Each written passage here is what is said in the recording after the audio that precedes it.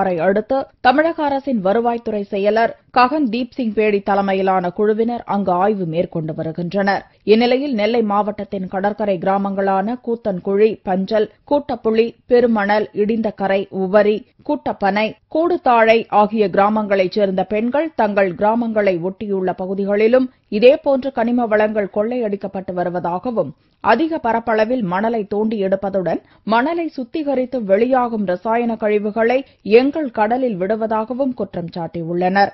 இதனால் கடல் மீன்வளத்தில் பாதிப்பு ஏற்பட்டுள்ளதோடு மக்களுக்கும் நோய் பாதிப்புகள் ஏற்பட்டுள்ளதாகவும் நெல்லை மாவட்ட கலெக்டர் அலுவலகத்தில் மனு கொடுத்தனர்.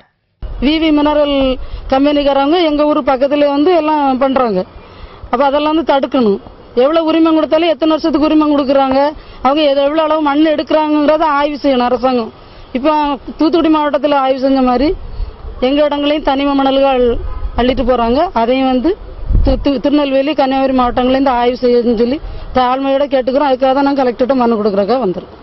அவர்கள் செய்கிற தொழில் மணல் அள்ளுகிற காரணத்தினால் அதனுடைய அமிலத்தன்மை எங்கள் கடலில் அவர்கள் கலந்து விடுவதனால் எங்களுடைய கடல் வளம் பாதிக்கப்படுகிறது.